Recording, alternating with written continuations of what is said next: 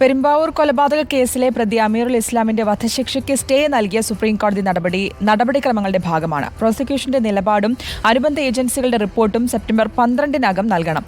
തുടർന്ന് അപ്പീലിൽ വിശദമായ വാദം കേൾക്കും. ഇതിനുശേഷം സുപ്രീംകോടതി അമീറുൽ ഇസ്ലാമിന്റെ വധശിക്ഷയിൽ അന്തിമ തീരുമാനമെടുക്കും. വധശിക്ഷ സുപ്രീംകോടതി ശരിവെച്ചാലും നടപ്പാക്കണമെങ്കിൽ ഏറെ നടപടിക്രമങ്ങൾ കടക്കണം. വധശിക്ഷ ശരിവെച്ച ഹൈക്കോടതി ഡിവിഷൻ ബെഞ്ചിന്റെ വിധി റദ്ദാക്കണമെന്നതാണ് ഏകപ്രതി അമീറുൽ ഇസ്ലാമിന്റെ പ്രധാന ആവശ്യം. ഈ ആവശ്യം ഉന്നയിച്ച് നൽകിയ ഹർജിയിലെ ഇടക്കാല ആവശ്യമാണ് അന്തിമ വിധി വരുന്നതുവരെ വധശിക്ഷ നടപ്പാക്കുന്നത് തടയുക എന്നത്. വധശിക്ഷയിന്മേലുള്ള അപ്പീലുകളിലെല്ലാം അന്തിമവിധി വരുന്നതുവരെ ശിക്ഷാവിധി നടപ്പാക്കുന്നത് തടയുന്നത് നടപടിക്രമങ്ങളുടെ ഭാഗമാണ്. കേസിന്റെ വസ്തുതകൾ പരിശോധിച്ചതിന്റെ അടിസ്ഥാനത്തിൽ സുപ്രീം കോടതി എടുത്ത തീരുമാനമല്ലെന്നർത്ഥം. പ്രോസിക്യൂഷന്റെ ഭാഗം കേൾക്കാതെ സുപ്രീം കോടതിക്ക് അന്തിമ തീരുമാനമെടുക്കാനാവില്ല. ഈ സാഹചര്യത്തിലാണ് നിലപാട് അറിയിക്കാൻ സംസ്ഥാന സർക്കാരിന് 8 ആഴ്ച സാവകാശം നൽകിയത്.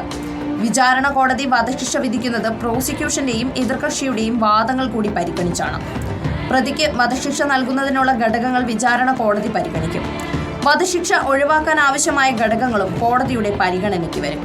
പ്രതി കഴിയുന്ന ജയിൽ സൂപ്രണ്ടിന്റെ റിപ്പോർട്ട്, മാനസികാരോഗ്യം സംബന്ധിച്ച റിപ്പോർട്ട്, പ്രതിയുടെ സാമൂഹിക പശ്ചാത്തലം തുടങ്ങിയവ പരിശോധനാ ഘടകങ്ങളാണ്. ഇതെല്ലാം പരിഗണിച്ച് വിചാരണ കോടതിയിൽ നൽകുന്ന വധശിക്ഷ ഹൈക്കോടതിയുടെ ഡിവിഷൻ ബെഞ്ച് ശരിവയ്ക്കണം.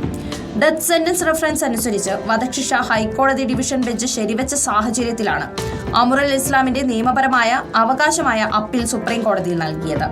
സുപ്രീം കോടതിയിലും ഇതേ നടപടിക്രമങ്ങൾ ആവർത്തിക്കും. പ്രോസിക്യൂഷന്റെ വാദവും ജില്ലാ ജയിൽ സൂപ്രണ്ട്, മെഡിക്കൽ കോളേജ് ആശുപത്രി സൂപ്രണ്ട് എന്നിവരുടെ റിപ്പോർട്ടും പരിഗണിക്കും. ശിക്ഷാ കാലയളവിൽ ജയിലിനുള്ളിലെ പെരുമാറ്റവും സുപ്രീം കോടതിയുടെ പരിഗണനാ ഘടകങ്ങളാണ്. പ്രതിയുടെ മാനസാന്തര സാധ്യത ഉൾപ്പെടെ പരിഗണിച്ച് മാത്രമാകും സുപ്രീം കോടതി അന്തിമ തീരുമാനമെടുക്കുക. അന്തിമവാദത്തിന്റെ സമയത്താകും സുപ്രീം കോടതി കേസിന്റെ വസ്തുതകളിലേക്കും ആഴത്തിൽ കടക്കുന്നത്. വധശിക്ഷയിന്മേൽ എല്ലാ ഘടകങ്ങളും പരിശോധിച്ച് സുപ്രീം കോടതി അന്തിമ തീരുമാനമെടുക്കും. തീരുമാനം വധശിക്ഷയ്ക്ക് ശരിവെക്കുകയോ റദ്ദാക്കുകയോ ആവാം. ഇപ്പോഴത്തെ സ്റ്റേ നടപടി അന്തിമ തീരുമാനത്തെ ബാധിക്കില്ല. വധശിക്ഷ ശരിവെച്ചാലും ദയാഹർജിയുമായി പ്രതിക്ക് രാഷ്ട്രപതിയെ സമീപിക്കാം.